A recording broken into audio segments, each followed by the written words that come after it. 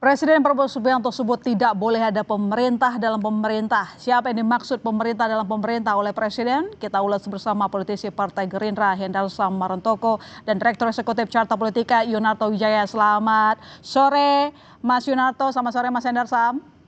Selamat sore. Ya, terima kasih telah bergabung. Saya langsung ke Mas Yunarto dulu. Kata Presiden. Oh, saya dulu malah. Ya, tidak boleh ada pemerintah dalam pemerintahan. Siapa yang dimaksud Presiden, siapa kelompok atau mafia yang menyalahgunakan kekuasaan untuk kepentingan pribadi? Iya, artinya kan memang ini definisi dari dia yang membuat aturan sendiri. Dari yang seharusnya hanya dibuat satu atap, satu pintu oleh pemerintah. Sehingga kemudian menyebabkan celah-celah itu terbuka, kerugian negara terjadi, kong kali kong terjadi. Siapa yang dimaksud oleh Pak Prabowo, kita tunggu Pak Prabowo secepat-cepatnya. Ketika kemudian Pak Prabowo sudah menyebutkan ada, dan saya tahu, ya harusnya itu ditindaklanjuti. Kita tinggal menunggu, saya nggak berani berspekulasi. Contoh, tapi memang kalau kita lihat misalnya ya, keberanian Pak Prabowo dalam konteks misalnya membuat Perpres nomor 5 tahun 2025. Satgas terkait dengan hutan misalnya. Yang kita tahu sudah berjalan terkait dengan kebun sawit, terkait dengan pertambangan. Sampai sekarang betul bahwa sudah ada sekitar mungkin 4 juta hektar yang kemudian diambil alih, lalu kemudian ada pengembalian aset juga, ada yang diberikan denda, itu hal yang positif kita apresiasi. Tapi kan ada hal yang lebih besar dibanding itu. Kalau kita bicara denda, pihak swasta kena membayar.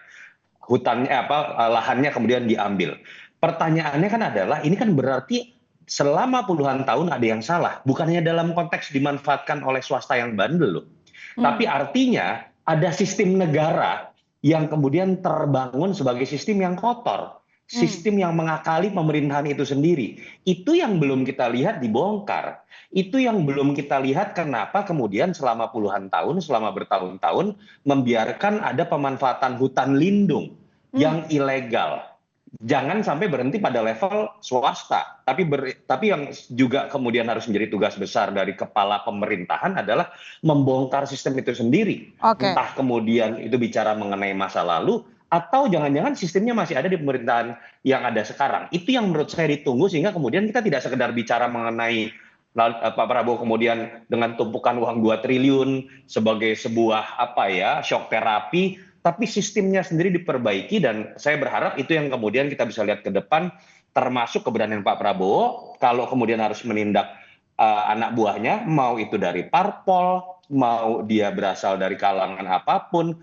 Pak Prabowo tidak punya beban, dan itu yang menurut saya sedang kita tunggu. Artinya apa yang dilakukan Presiden Prabowo merupakan ultimatum. Ini adalah gaya seorang Prabowo. Saya? Iya, Mas Yunarto. Gaya seorang Prabowo. Tapi kan memang yang ditunggu adalah beberapa kritik kan mengatakan ada kontradiksi ya. Ketika berbicara mengenai anak buahnya sendiri dalam konteks kabinet lah. Struktur yang terdekat dengan Pak Prabowo. Ada hal yang cenderung bersifat kontradiktif ketika yang dibangun itu isinya orang partai semua. Ada nuansa balas budi politik. Sampai kemudian porsi kabinetnya bahkan diperbesar. Dan sejarah memperlihatkan, misalnya dari zaman Jokowi, termasuk zaman Pak Prabowo, yang kena itu menteri semuanya berasal dari parpol. Artinya sebenarnya ada prinsip dasar yang Pak Prabowo sudah langgar terkait dengan prinsipnya sendiri. Seharusnya pemerintahannya tidak berisikan orang-orang yang punya potensi konflik of interest. Nah, ini yang sekarang kita tunggu. Oke, balas budi politik ada, tidak bisa dipungkiri akan terjadi oleh presiden yang memang berharap ada dukungan koalisi, tapi harus diimbangi oleh keberanian untuk memberikan tindakan tegas buat siapapun, merit system yang diberlakukan buat siapapun. Pada titik itu menurut saya kita akan melihat apakah Prabowo betul-betul kemudian tanpa beban, atau kemudian ternyata masih memiliki batasan ketika berbicara mengenai memberantas mafia tadi. Oke, Mas Hendar Sam, sebenarnya seberapa kuat pemerintah dalam pemerintahan Prabowo ini? Karena disampaikan tadi oleh Mas Yunarto pula, ini seperti kontradiktif begitu. Satu sisi mengultimatum bahwa tidak boleh ada pemerintah dalam pemerintah, tapi satu sisi ada akomodasi politik yang bahkan membuat begitu banyaknya akomodasi seperti jumlah menteri, wakil menteri dari partai politik. Ya, saya melihatnya begini. Pak Prabowo pernah mengutip bahwa jika pemimpinnya adalah seorang seekor singa dan para pengikutnya adalah domba, maka domba-domba ini akan mengaum. ya akan ikut menjadi singa gitu loh. Begitu juga sebaliknya, jika pemimpinnya adalah seekor domba dan pengikutnya adalah para kawanan singa, maka kawanan singa ini akan ikut mengembek, ya seperti itu. Nah, ini filosofi paling mendasar bahwa terlepas dari itu dari parpol, itu dari dari partai politik, terlepas dari profesional sekalipun, jika seorang pemimpinnya adalah seekor singa, ya seorang singa mau menunjukkan political will-nya yang tegas terhadap pemerintahan yang bersih, maka para pembantunya akan dan harus bersikap dan berperilaku dalam menjalankan pemerintahan ini seperti seorang pemimpinnya. Ini pasti, ini harus, dan itu merupakan teori yang paling dasar daripada suatu sistem pemerintahan yang berlaku selama beratus-ratus tahun, saya rasa seperti itu. Dan oleh karena itu, ya kan, sebagai seorang imam politik, beliau tegas menyampaikan, berkali-kali menyampaikan, dan bukan cuma omong-omong saja, omong-omong saja kalau kata orang. Beliau sudah melakukan itu, dan saya rasa ini fase untuk kemudian memperingatkan. Makanya ada istilah idiom di luar mungkin agak sedikit kasar ya, kalau nggak bisa dibina ya dibinasakan, kan seperti itu. Beliau ingin membina supaya yang tanda kutip ya, mereka yang masih lembek-lembek ini yang ada di pemerintahan ini untuk tetap menjadi singa ya, untuk berubah menjadi singa seperti di situ ya, di dalam pemerintahannya. Dan itu yang saya kasih filosofi paling mendasar. Yang kedua, memang ya kita harus melihat apa yang dimaksud dengan pemerintahan dalam pemerintahan. Bagaimana sebenarnya praktek yang terjadi ya selama sebelum Pak Prabowo memerintah contohnya, dan mungkin ada beberapa aturan yang memang mengarah dan menguntungkan beberapa pihak ya, beberapa pihak yang kemudian ini kan sebenarnya kalau kita bicara masalah korupsi itu ada dua ya sebenarnya, korupsi yang konservatif, kedua memang kebijakan yang menguntungkan salah satu atau beberapa pihak atau korporasi. Yang dimaksud presiden itu orang lama dari pemerintahan sebelumnya atau orang baru sih, Mas Hendarsam? Sebenarnya gini, kita nggak ngelihat contohnya kita tidak melihat kepada menterinya, ya, belum tentu ini ke menterinya, tapi ini kan bisa di tataran eselon 1, eselon 2, eselon 3, prakteknya kan ada. Karena contoh gini ya, saya nggak lihat menteri mungkin orang baru di dalam sana, wamennya orang baru, tapi yang bercokol di bawah sana kan orang-orang lama semua, yang sudah sustain ya kan praktek-praktek yang terjadi. Bagaimana kalau kita ambil contoh di Kemenaker ya, orang-orang lama semua tuh yang main, kan gitu ya. Di beberapa kementerian lain saya rasa gitu semua kok, begitu semua. Nah, ini yang sudah disisir dan sudah diidentifikasi. Nah, kemudian bagaimana caranya, kan mazhabnya dua tuh ya kan, penindakan dan pencegahan. Penindakan sudah dilakukan ya, kita nggak usah debat lagi tentang masalah itu, bagaimana beberapa triliun sudah disita, narkoba juga sudah beberapa triliun juga sudah dimusnahkan kan, dan lain sebagainya. Begitu juga seperti disampaikan oleh Mas Toto tadi kan, di sektor perkebunan dan pertambangan ya. Jadi ini semua udah tinggal masalah sekarang ini ya, tantangannya bagaimana di masalah pencegahannya, bagaimana aturan-aturan yang menguntungkan satu atau beberapa pihak ya kan, ini kemudian bisa kita bisa sisir satu persatu ya, kemudian dan oleh karena itu tidak menguntungkan pihak lain selain menguntungkan daripada rakyat. Itu yang paling penting ya. Nah, nanti bagaimana cara beliau, saya rasa makin kesini kan Pak Prabowo makin kelihatan bahwa ternyata apa yang beliau sampaikan itu kelihatan sangat strategi. Tadinya kan kulit-kulitnya aja nih ya kan, bahwa kita negara kaya, kemudian kita ada kebocoran secara makro seperti itu. Ternyata beliau bisa mengimplementasikannya itu ya. Kalau saya kan sudah paham tuh, kalau kita baca buku-buku beliau sudah paham caranya bagaimana beliau ngeblok ini dan kemudian bisa mencegah itu sih yang penting saya rasa. saat ini bagaimana aturan-aturan tersebut ya yang menguntungkan satu dan beberapa pihak ya di luar rakyat ini bisa Oke. setidaknya direvisi seperti itu. Mas Yunarto, seberapa yakin Ya. kita bahwa pemberantasan mafia yang disebut oleh Presiden Prabowo Subianto bisa benar-benar diselesaikan? Karena ini kan sudah mengakar ya tampaknya. Dalam konteks shock terapi saya yakin Pak Prabowo berani. Kalau kita Hmm. bicara latar belakang Pak Prabowo sebagai tentara, orang mengatakan jenderal perang tanda kutip ya. Hmm. Dalam konteks shock terapi saya yakin beliau berani. Pertanyaannya sebenarnya tidak berhenti di situ. Tadi Bang Hendarson sudah mengatakan saya akan melengkapi saja. Kita nggak bisa berhenti pada level shock terapi atau penindakan. Itu iya untuk membangkitkan harapan. Iya, itu iya untuk membongkar borok yang selama ini kemudian menggerogoti. Tapi ketika berbicara mengenai pemberantasan korupsi secara menyeluruh, kita kan nggak berhenti sampai tontonan tadi, ditangkap, lalu kemudian ada yang masuk penjara, uangnya kemudian disita, lalu kemudian dilihat tumpukan uang. Enggak. Tadi bicara mengenai bagaimana membangun sistem ke depan sehingga kemudian tidak terjadi lagi. Itu yang ditunggu. Yang ketiga, saya berikan contoh konkret deh. Misalnya ketika berbicara mengenai Satgas PKH, kita tidak berbicara mengenai ada uang yang dikembalikan, aset yang dikembalikan dalam jumlah banyak, tapi ada tugas yang sebenarnya sifatnya sistemik. Misalnya, ini akan diambil alih oleh Agrinas. Yang ditunggu ke depan adalah dalam proses bernegara dan bagaimana masyarakat banyak bisa menikmati, bagaimana kemudian bisa ditindaklanjuti, Agrinas ini bisa nggak menunjukkan ketika mengambil alih kawasan yang tadinya ilegal, kemudian dikelola oleh negara, akan lebih menguntungkan nggak? Akan lebih efisien nggak? Akan lebih menghasilkan pemasukan buat negara atau tidak? Saya pikir pada titik itu kita harus melihat ini secara lebih logistik dan kita mendukung, kita apresiasi, tapi tidak berhenti sampai sebuah tontonan saja. Jadi kira-kira belakangan ini orang cenderung suka dengan gaya koboi, Pak Purbaya, tembak-tembakan.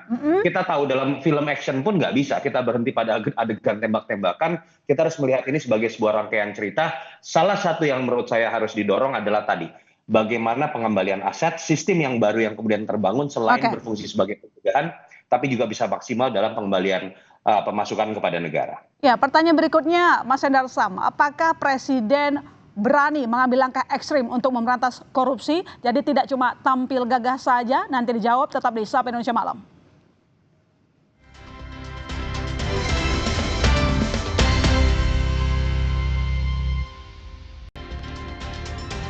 Presiden Prabowo Subianto bantah anggapan jika dirinya otoriter. Prabowo mengaku kerap melihat kritikan-kritikan dari rakyat melalui siaran podcast. Menurut Prabowo Subianto, pemimpin yang tidak mau dikoreksi akan terjebak dalam kesalahan-kesalahan.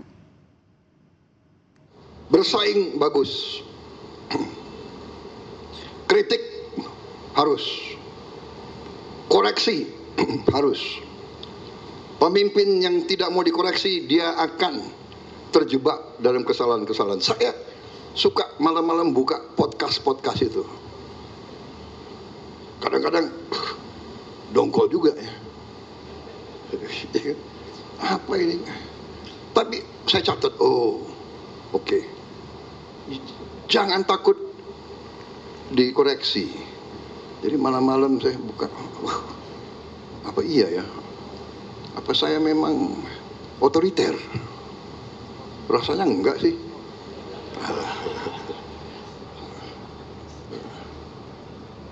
Jadi ini bagus, koreksi itu baik.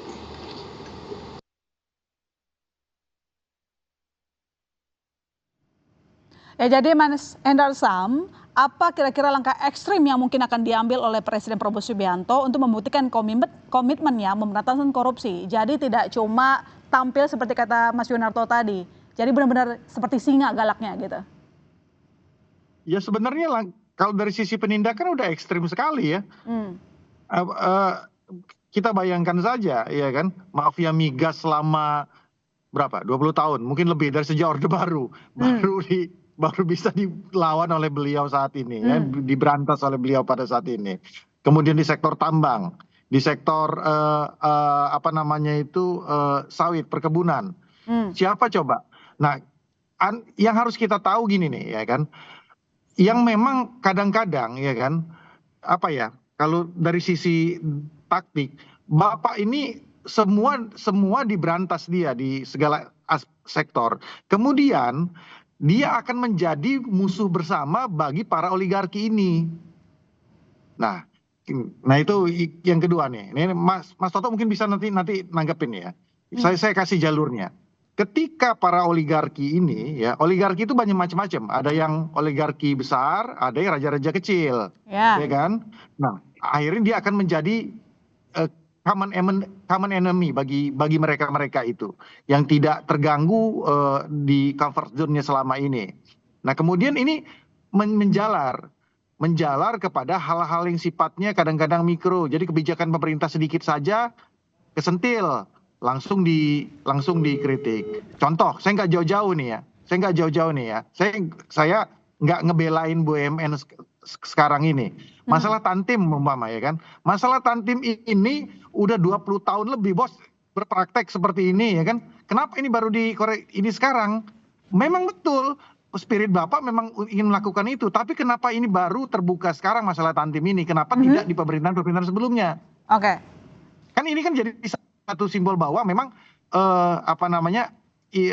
politik tidak hidup di ruang hampa. Politik tidak di ruang hampa, jadi ada sebab akibatnya. Nah, tapi itu menjadi hal yang bagus juga ketika beliau dikritik tentang masalah itu ya. Sepanjang itu baik, makanya sepanjang itu baik dan membangun nggak apa-apa.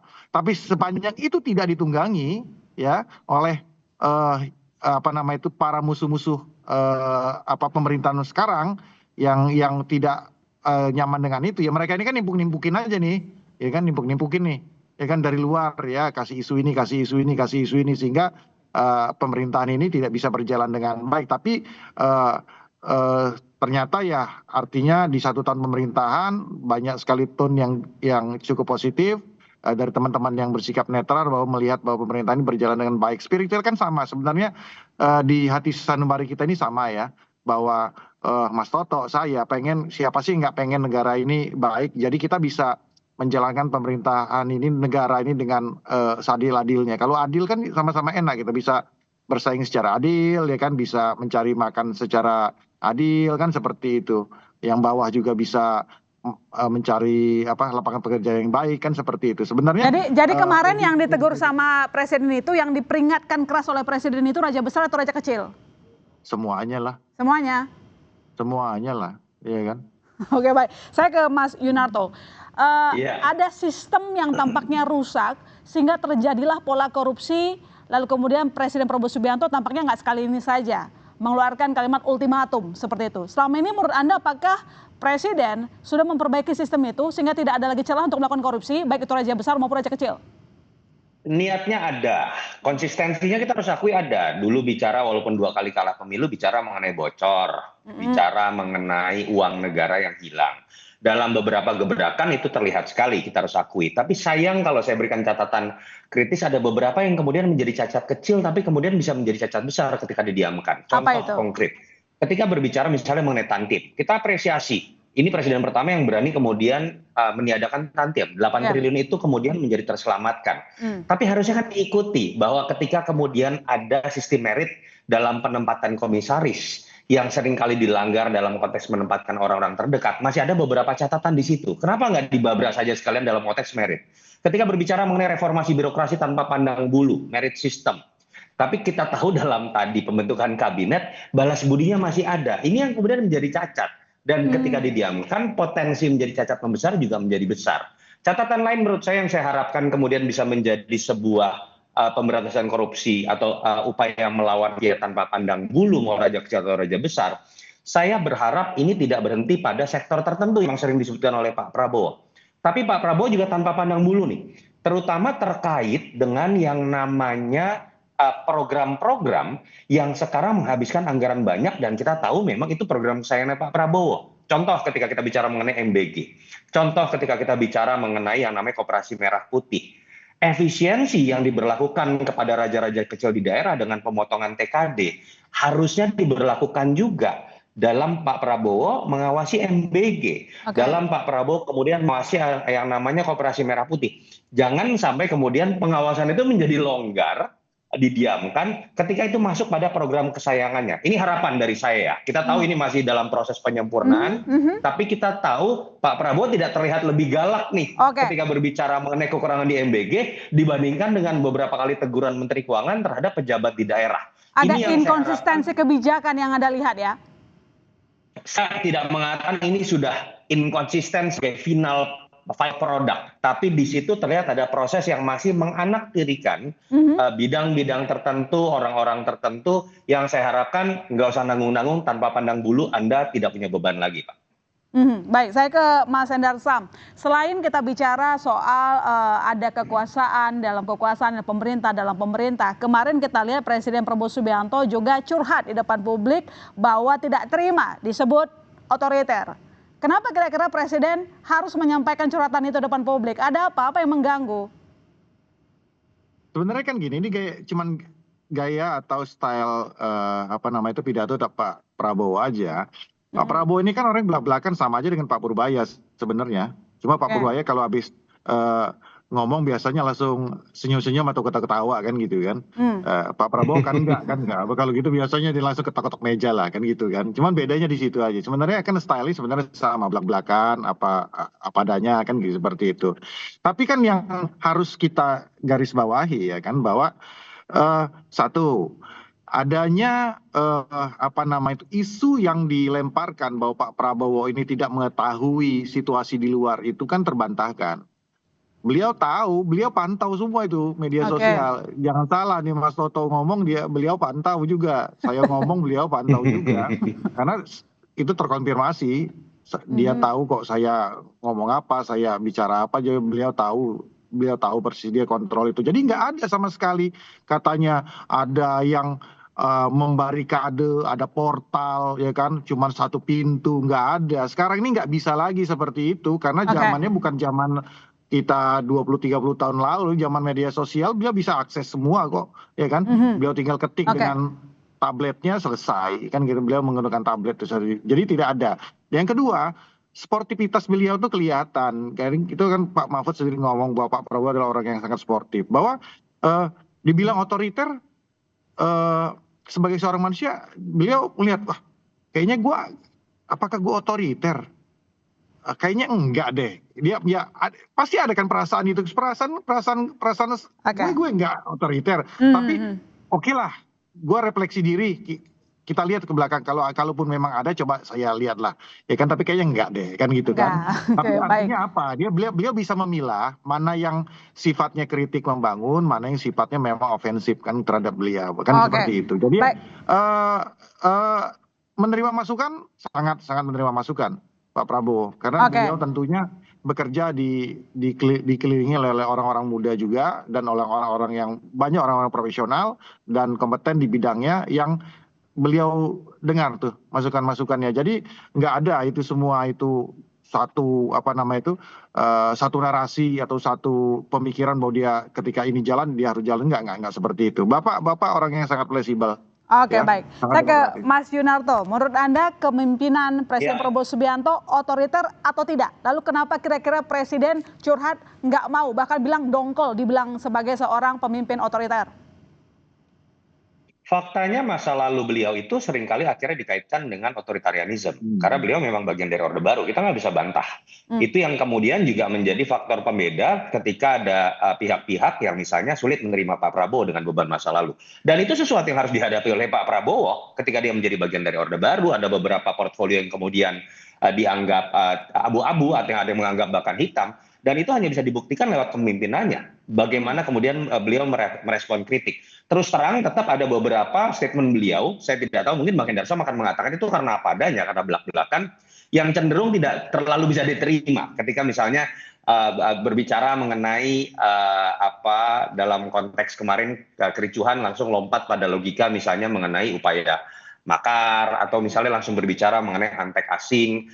Dan kalau saya coba mengerti bahwa seorang tentara pendekatannya itu adalah kehati-hatian terhadap ancaman, sehingga memang kalimat yang keluar dari seorang Prabowo dengan latar belakang militer jenderal perang itu tidak sama frekuensinya dengan teman-teman dari masyarakat sipil. Tetapi ya saya harapkan Pak Prabowo juga beradaptasi dengan bagaimana respon dari masyarakat yang berbeda-beda latar belakangnya, dan Pak Prabowo harus menyadari juga dengan latar belakang dan portfolio yang mereka Prabowo miliki, effortnya memang harus lebih besar untuk membuktikan salah satu yang dituduhkan adalah otoriter. Jadi saya nggak bisa menjawab, waktu yang akan menjawab, dan saya berharap Pak Prabowo bisa menjawab semua tuduhan itu.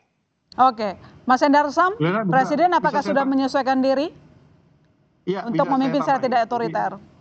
Iya. Saya tambah gini.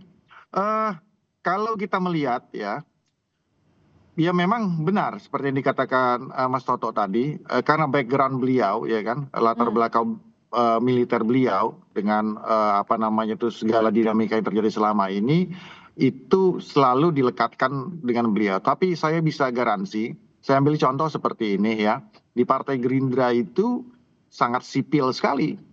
Itu satu, ya kan? Walaupun Anda melihat outlook-nya seperti itu, tapi ideologi dan programnya sangat sipil sekali, sangat kerakyatan sekali. Program MBG itu nggak ada kaitannya dengan militer kan gitu. Habis itu program sekolah rakyat juga tidak ada kaitannya dengan masalah militer. Habis itu contoh tangan kanan beliau kalau kita ketua harian Pak Dasko itu adalah lambang supremasi sipil daripada Partai Gerindra, partai yang beliau pimpin. Tangan kanan orang yang beliau dengar. Jadi nggak ada saya rasa ke arah sana. Nah kalaupun ada mungkin purnawirawan tentara yang ada di sana itu cuma ada di Dewan Pembina saja. Kemudian tidak menentukan arah kebijakan partai ke depan seperti itu. Kita bisa lihat kalau di susunan pengurus strukturalnya itu semua orang-orang sipil semua, nggak ada orang militer kan seperti itu. Dan boleh dicek lah ya. Cuman kalau memang nuansa background itu kami sebagai sipil ya yang ada di Partai Gerindra dan kemudian para aktivis ini berjanji untuk memang kita pada Pak Prabowo itu outlook-nya mungkin militer tapi hatinya adalah hati sipil. Itu yang ingin kita perjuangkan. Oke, baik. Terima kasih Mas Endar Sam, terima kasih Mas Yunarto telah bergabung di Sapa Indonesia Malam. Selamat malam.